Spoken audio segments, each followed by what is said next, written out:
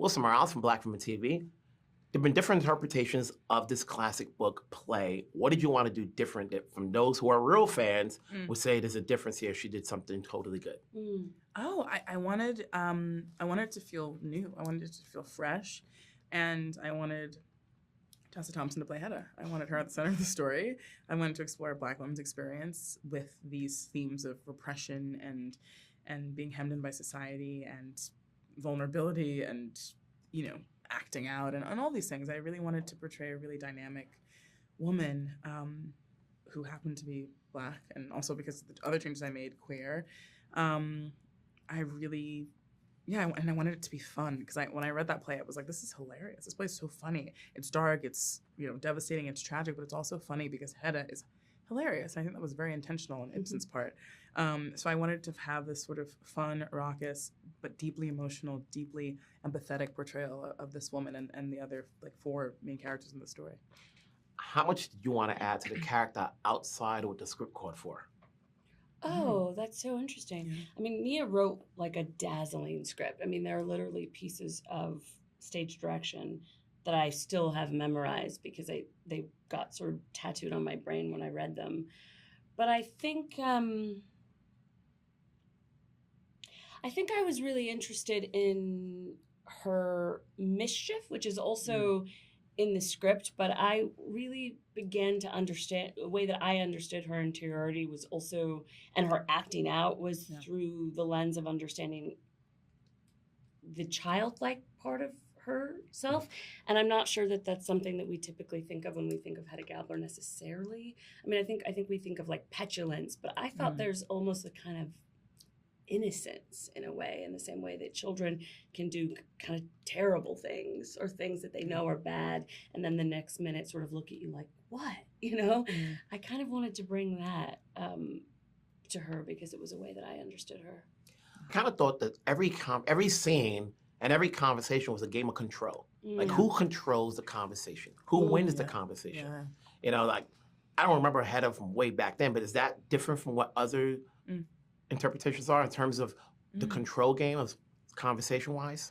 Oh no, I think that's hugely in the play. I mean, one of my favorite conversations is between the judge and Hedda, and everything they're saying is so subtextual and it's really kind of sexy as well. I love that. It's so good, but it's all about control and power and who has the power and who has the control, and I think for the audience teasing out who does have power in the scene, not just them finding it out, but us trying to understand what is happening here. So I think that is something that's definitely present in the original piece, and that I kind of took my approach from. And I think, I mean, I haven't seen all the adaptations. Tessa has, but why do I keep doing this today? I'm so sorry. Tessa has, but I think that's something that's foundational to the play that you can't really change. Congrats on the role. Obviously, people are looking to see a new Hedda from a Black version. It's good that you had the dialogue in there. Otherwise, people would say, well, anybody could have played that role. But then when you see the dialogue says, oh, when Nina's character mentions that she's a Black woman, now we know. Yeah. So congrats on that. Thank you so much. Talk down the road. Wilson Morales from Black Women TV. There's been many interpretations of this classic play, book. Coming into it, what did you want to do differently that people who have maybe seen the book, read the book, or seen different interpretations, that's different? Well, personally, because what I love about what Nia's done with everything in this is just mine it and make it much richer. But she has also changed. I mean, she's completely changed Nina's character, but she's changed, I guess, the sort of dressing of the characters. And what I loved and what I wanted to do differently with this piece was not present George as this sort of buffoon, slightly sort of clownish man who's laughed at, because there's a real deep ambition and drive and darkness to him that I wanted to sprinkle in there. And actually that became a kind of springboard for who he is, this miserable man who's never going to be happy with everything, who believes he's owed so much, and feels that things are being taken away from him and his wife isn't behaving the way he wants her to. This man is being challenged throughout the whole piece, and I wanted to make a far more richer George than I sort of studied before. Whenever I've seen it, I've thought, oh, he's just this kind of buffoon, dusty, ridiculous. Someone was saying they saw a production where he kept blowing his nose, and you kind of, do you know what I mean? He becomes this sort of clown, whereas it was Nia when I first met, she said, I don't want him to be that. I want to tap into who this man really is. And I love that as an opportunity. The gender switch is new. Mm-hmm. Is this something you could play with and have really fun with? Because it seemed like you were just going all out. Thank you.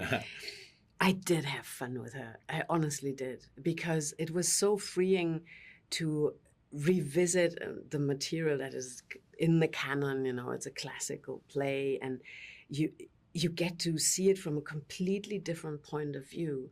And Nia puts a character in there just by this means of switching the gender that changes the dynamic between all the other characters as well.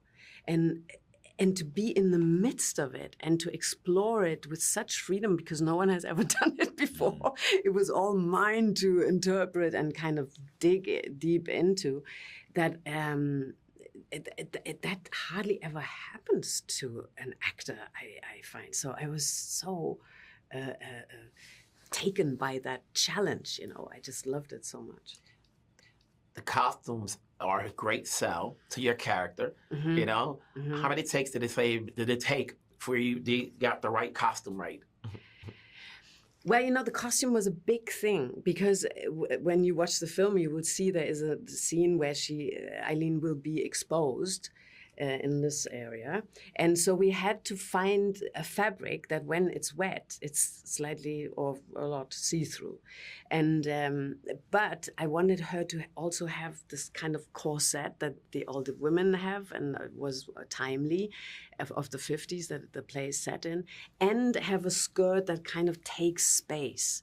And that Eileen, because you could have gone down the route of like what I'm wearing now, you know, kind of like a suit and maybe even a tie or whatever, and play with that. But I wanted her to be really unapologetically female and even voluptuous, and to not shy away from that. And so the costume had to fulfill a lot of tasks, so that when she steps in for the first time, you see, oh, that's who this woman is, without me even having to say a word. And yeah, that's why it was a great help for me. Congrats on the film. You know, let's make it more, you know, and I'll see you down the road. Thank Thank you you so so much. much. Thank